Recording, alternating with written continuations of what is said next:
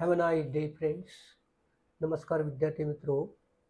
तुम्ही इयत्ता 10वीमध्ये शिकत आहात. You know that there are 4 units for our language, which is English, and today we are going to start the first unit, and there is a poem. The name of the poem is A Teenager's Prayer.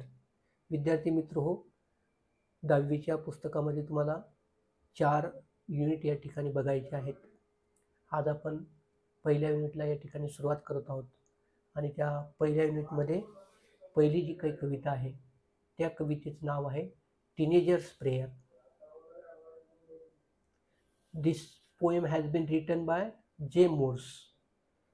आता आपण या ठिकाणी कवितेचे नाव, ती कविता कोणी लिहिली त्याचं सांगण्याची गरज काय आहे. तर तुम्ही इयत्ता 9वीमध्ये शिकला आहात की ज्यावेळेस आपण कविता शिकतो त्यावेळेस त्या कवितेचं ॲप्रिशिएशन आपल्याला लिहावं लागत असतं, आणि म्हणून आपल्याला कवितेचं नाव माहिती असणं आवश्यक आहे आणि ती कविता कोणी लिहिली हे माहिती असणं आवश्यक आहे. So the name of the poem is teenagers prayer and this poem has been written by J Morse. What we'll want to learn actually in this poem, that a teenagers, first of all you will have to know the meaning of teenagers. The age of 12 to 19, that is teenagers age. म्हणजे ज्या मुलाचं वय किंवा मुलीचं वय हे 12 ते 19 वर्षाचं असेल त्याला आपण टीनेजर्स असं समजतो. So I am going to read the first stanza here. Please listen it quietly. Each day brings new beginnings. Decisions I must make. I am the only one to choose the road that I will take. So we know that every day begins with new things, and it brings also the new things also. So we will have to take our own decision. It may be right or wrong, but it is depend on us. Why? Because the effect of our decision, it may causes or problems which we are going to face, its effect on our own. आता तुम्हाला माहिती आहे की प्रत्येक दिवसाची सुरुवात ही काहीतरी नवीन आपल्यासाठी घेऊन येत असते, आणि म्हणून प्रत्येक दिवशी आपण नवीन नवीन गोष्टी या ठिकाणी शिकत असतो. Decision I must make. आणि मग कुठलीही गोष्ट करायची असेल ती आपल्याला स्वतःला करावी लागते. कोणतीही एखादी तुम्हाला डिसिजन घ्यायचं असेल, डिसिजन म्हणजे माहिती आहे आपल्याला की समस्या जी आहे त्या समस्येला तोंड देण्यासाठी किंवा तिला सामोरं जाण्यासाठी आपल्याला स्वतःचं डिसिजन घ्यावं लागतं. म्हणून या ठिकाणी कवीसुद्धा सांगतो आहे की मला माझं स्वतःचं या ठिकाणी काय करायचं आहे, डिसिजन घ्यायचं आहे. I am the only one to choose the road that I will take. So no one is there to help us, because it is depend on our own. We will have to choose our own road. Why? Because it's depend of our own. We have to take our own decision. I have already told you that it may be right or wrong. म्हणून विद्यार्थी मित्र हो, या ठिकाणी तुम्हाला जीवनाचा जो काही मार्ग निवडायचा आहे तो तुम्हाला एकट्याला निवडायचा आहे. मग आता तो मार्ग कसा आहे किंवा कसा असावा, तर आपण जीवनाचा मार्ग सुखकर होण्यासाठी प्रयत्न करत असतो. म्हणून या ठिकाणी कवी असं म्हणतो, I am the only one to choose the road that I will take. मग मी एकटा आहे आणि मला तो मार्ग निवडायचा आहे की जो मार्ग काय करेल, यशाकडे घेऊन जाईल. म्हणजे आपण असा मार्ग निवडूया की तो जीवनामध्ये आपल्याला यश प्राप्त करून देईल. म्हणून नवीन दिवस हा आपल्यासाठी नवीन काहीतरी घेऊन येत असतो, असं या ठिकाणी या पहिल्या स्टांजामध्ये सांगितलेलं आहे. स्टांजा म्हणजे कडवं, कवितेचं कडवं असतं. आणि या पहिल्या कडव्यामध्ये आपल्याला बघायला मिळेल की जो कोणी आहे, जो कोणी तुम्ही निर्णय घेणार आहात, तो निर्णय तुम्हाला स्वतःला घ्यायचा आहे आणि तुम्हाला तुमचा मार्ग या ठिकाणी निवडायचा आहे. Second stanza is given here. I can choose to take the road of life that leads to the great success or travel down the darkened road that leads to great distress. So, in a second stanza, we find that there are two ways. It may be take us to or leads us to great success, or might be travel down the darkened road that leads to great distress. So we will have to choose our own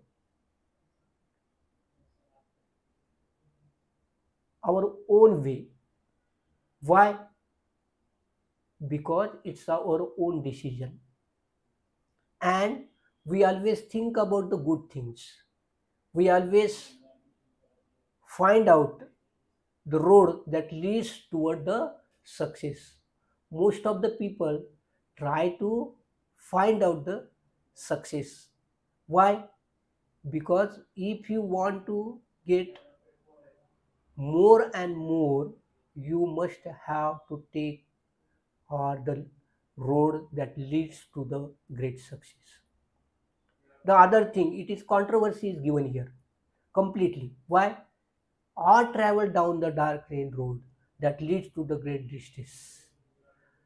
मग आपण प्रथम जो काही मार्ग निवडणार आहोत, तो मार्ग यशाकडे घेऊन जाणारा निवडणार आहोत. आणि जर आपण योग्य पद्धतीने गेलो नाहीत, जर आपला मार्ग चुकला, तर काय होऊ शकतं? जीवनामध्ये अपयश येऊ शकतं. आणि म्हणून या ठिकाणी हे तुमच्यावरती अवलंबून आहे की मला नेमका कोणत्या मार्गाने जायचं आहे. म्हणून आपण नेहमी काय केलं पाहिजे? योग्य मार्गाचा या ठिकाणी वापर केला पाहिजे, जेणेकरून आपण आपल्या जीवनामध्ये यशस्वी होत. यासाठी कवी या ठिकाणी आपल्याला सांगतो आहे की आपण असा रस्ता निवडा, असा मार्ग निवडा की जो मार्ग तुम्हाला कुठे घेऊन चालला? यशाकडे घेऊन चाललेला आहे. आपण काय टाळलं पाहिजे? की जो मार्ग आपल्याला काय करत असेल, विनाशाच्या खाईमध्ये जो लोटत असेल, घेऊन जात असेल, तर अशा मार्गावर आपण थांबलं पाहिजे, तिकडे जाता कामा नये. म्हणजेच आपण काय केलं पाहिजे? अशा गोष्टी टाळल्या पाहिजेत की ज्या आपल्या जीवनाला घातक आहेत. म्हणून या कवितेमध्ये दुसऱ्या कडव्यामध्ये सुद्धा कवी आपल्याला एक चांगला मार्ग निवडण्यासाठी सांगतो आहे. यानंतर आपण तिसरं कडवं बघूया. Third stanza. Please open up my eyes dear Lord that I might clearly see. Help me stand for what is right. Bring out the best in me. What does the poet say here? Please open up my eyes, dear Lord. Dear Lord means the God. Here, the poet requests the God that God should open his eyes. And when you open your eyes, definitely we are able to see the clearly. We face everything with a confidence, but what is the requirement? That our eyes should be open up. And that's why the poet requests the God that open his eyes and that might clearly see. Help me stand for what is right. The second thing is here that he also requests the God that help him. Why? For what is right. Because there are two things, right or wrong. And we know that every person want to choose the right path.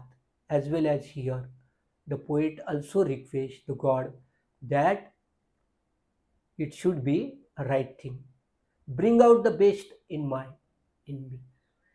So whatever is good, it should be in me. Means we should not take any wrong decision in our life.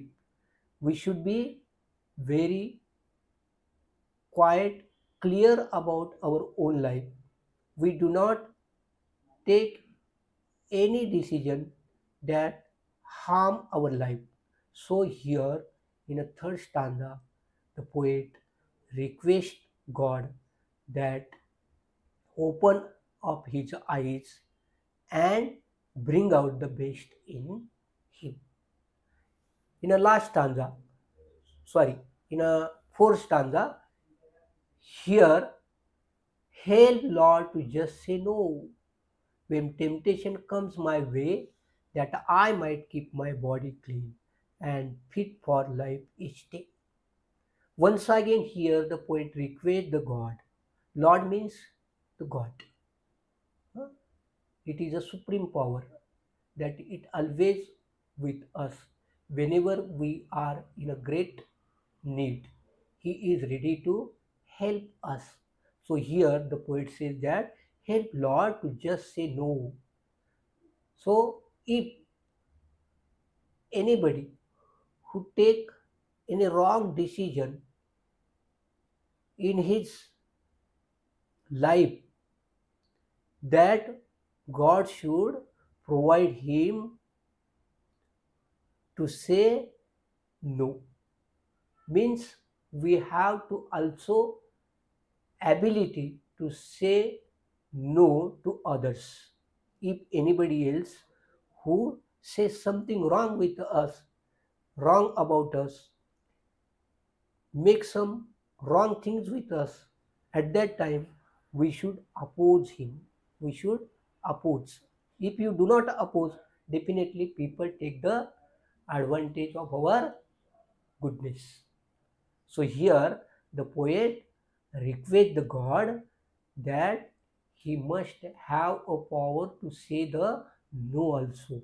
When temptation comes my way, whenever there are some problems, he should be, it should be comes on his way.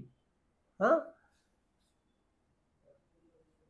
He had a strong wish to do something bad or wrong.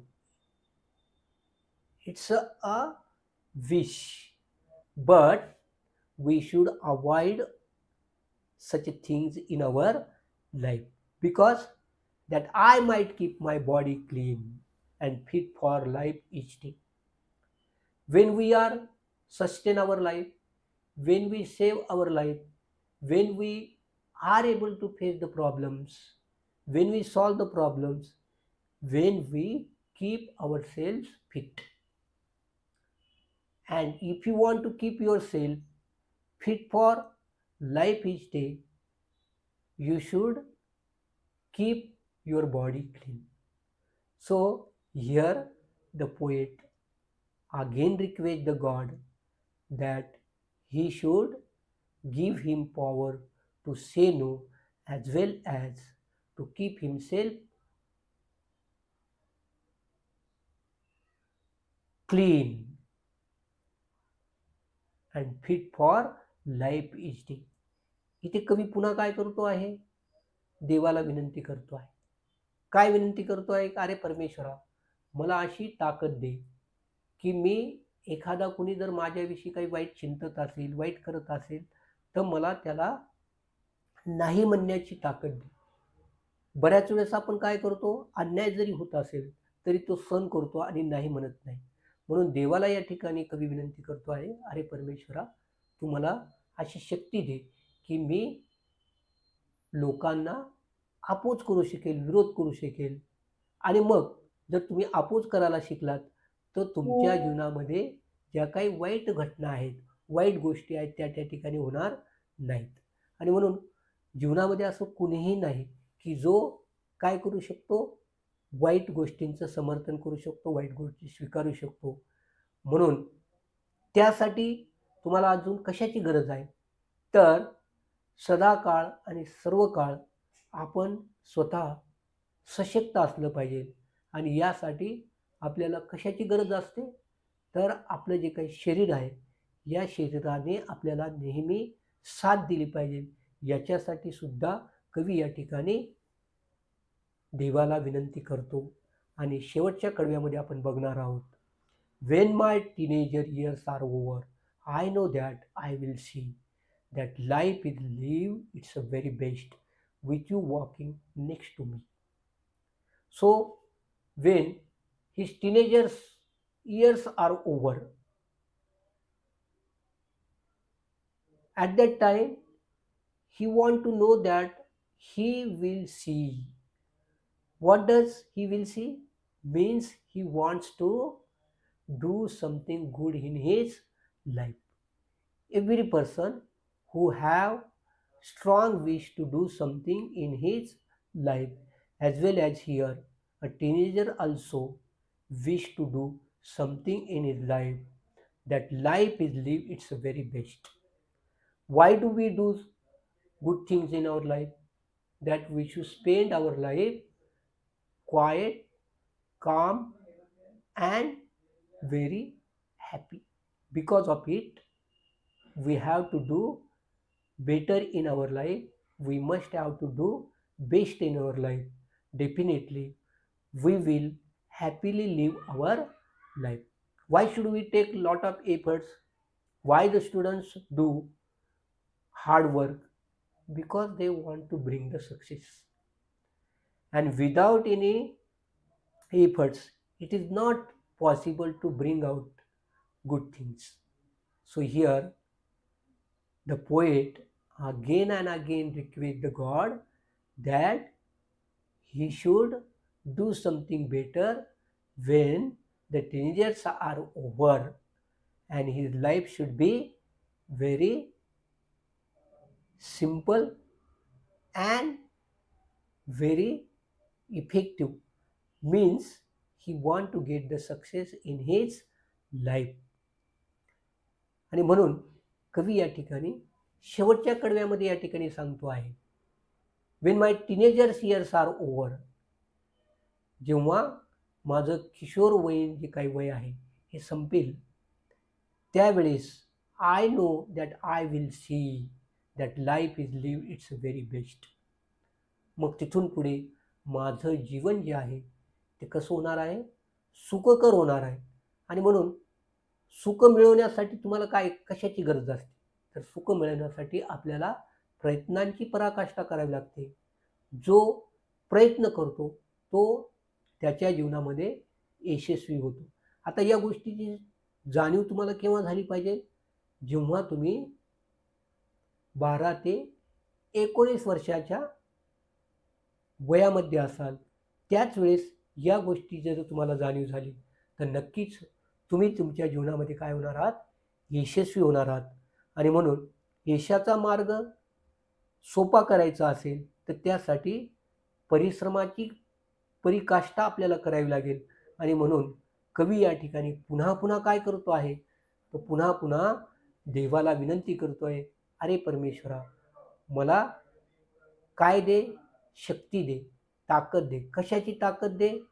तर मी माझं जीवन सुखकर करू शकू, चांगला मार्ग मी माझ्या जीवनामध्ये या ठिकाणी अवलंबू शकू.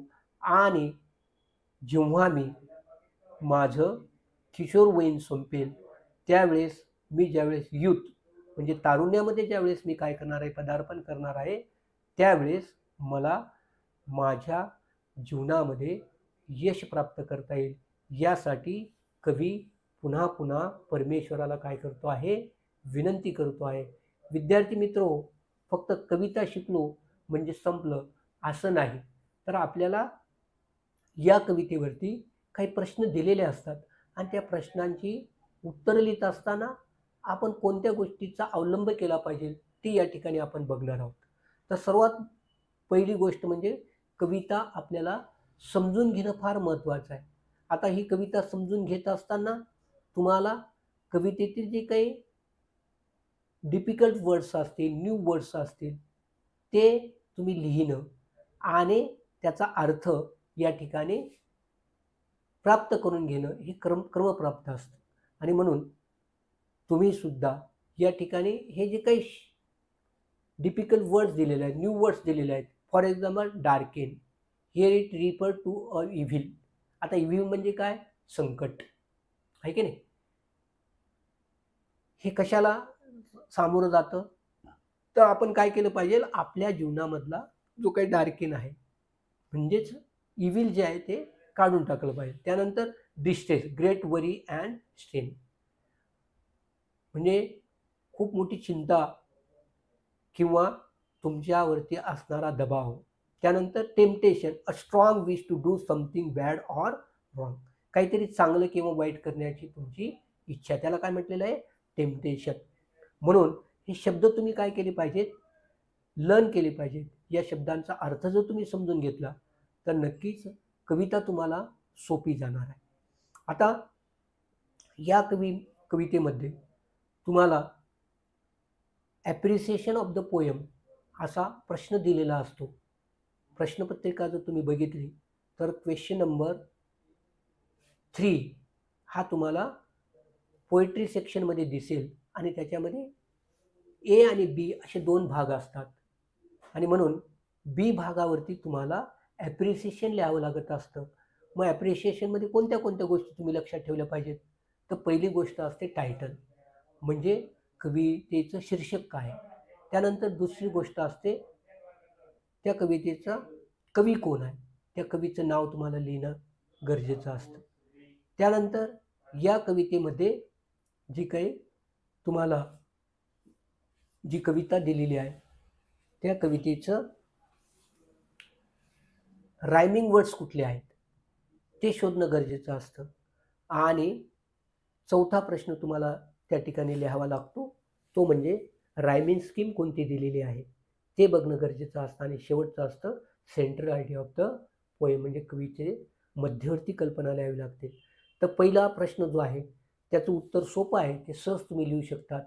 म्हणजे काय? कवितेचं टायटल, शीर्षक काय आहे, तर अ टीनेजर्स प्रेयर. त्यानंतर कवीचं नाव तुम्हाला लिहावं लागतं. कवीचं नाव तुम्ही जर शेवटी गेलात, खाली कविता संपल्यानंतर त्या ठिकाणी लिहिलेलं असतं या कवितेचे जे काही कवी आहेत ते जे मोड्स आहेत ते त्या ठिकाणी तुम्ही लिहिणार आहात. त्यानंतर या कवितेचं तुम्ही रायमिंग स्कीम तुम्ही सांगणार आहात. तर रायमिंग स्कीम सांगत असताना आपल्याला काही गोष्टी शिकणं गरजेचं असतं.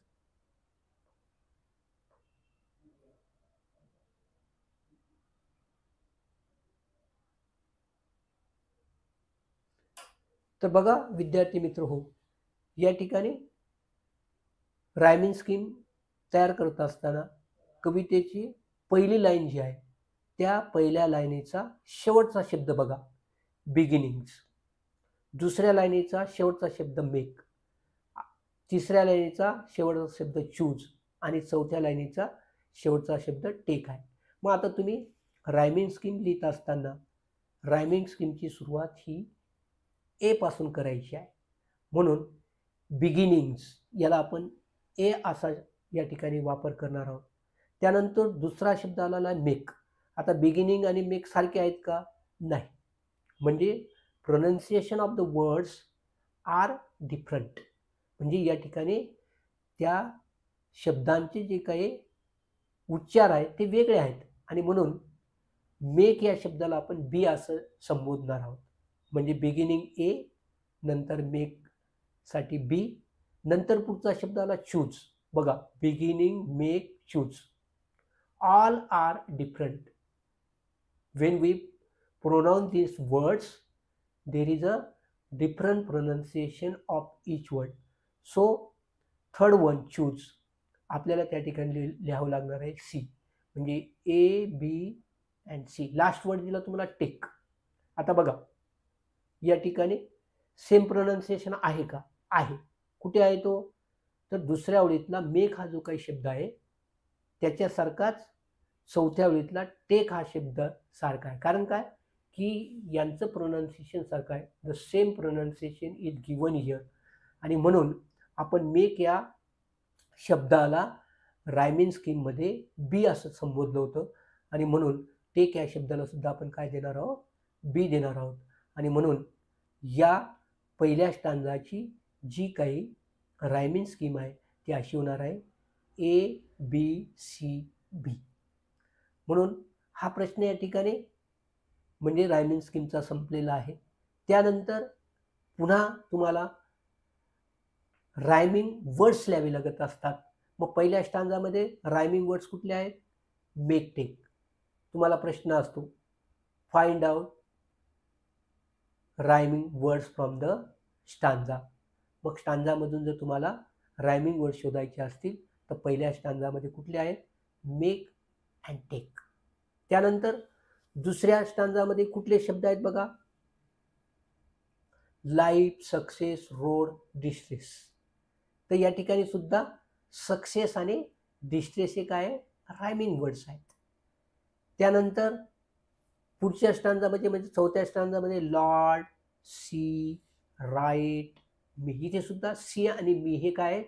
रायमिंग वर्ड्स आहेत. त्यानंतर पुढच्या स्टांजामध्ये तुम्हाला दिलेलं आहे way and day. These are the rhyming pairs. And the last one शेवटच्या स्टांजामध्ये बघा see and me. So you will have to find out the rhyming words also and it are given. How to find out the rhyming words? It is very easy. When you pronounce the words, if the pronunciation of the word are same, we say that these words are rhymings. So it is very easy to find out the rhyming words. मला असं वाटतं rhyming word शोधणं तुमच्यासाठी फार अवघड नसेल. ते तुम्ही सहज शोधू शकता. त्यासाठी फक्त तुम्हाला माहिती पाहिजे की शब्दांचे उच्चार काय असावेत? सारखे असावेत. शब्दांचे उच्चार सारखे असणं म्हणजेच ते काय झालेले आहेत? राईम झालेले आहेत. म्हणून ते रायमिंग वर्ड्स असतात. आणि शेवटचा प्रश्न असतो तुम्हाला central idea of the poem. मग आता हे सेंट्रल आयडिया लिहित असताना तुम्ही कशी लिहिणार आहात? तर बघा सेंट्रल आयडिया लिहित असताना कवितेची मध्यवर्ती कल्पना तुम्हाला लिहायची आहे. म्हणून तुम्ही या पद्धतीने लिहिणार आहात. A teenagers prayer. This poem has been written by J Moss. Here the poet wants to new things every day in his life, and he also wants to take the decision. If he want to take the clear decision, he must have to choose the correct road. If he find out the wrong things, it may leads him distress. So he take care of choosing the right path. He also find out the road that takes him to the success, toward the success. Not only success but also it leads towards a great things in his life. He should not wants to make any mistakes in his life. That's why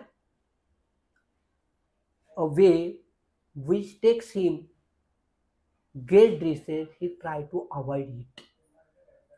He also request the God that he should open his eyes and he might see the clearly, because with that he can decide what is wrong and what is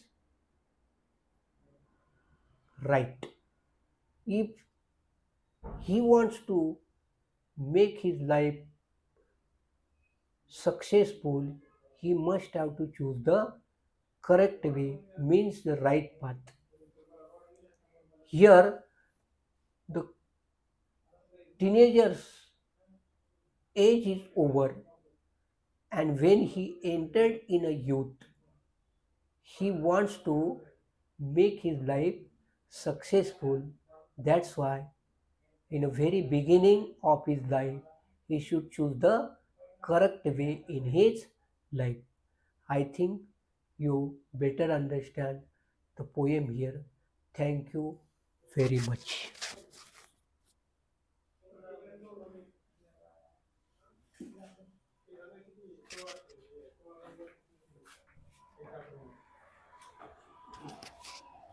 Mouse हे केला का? करा ते काय करायचं.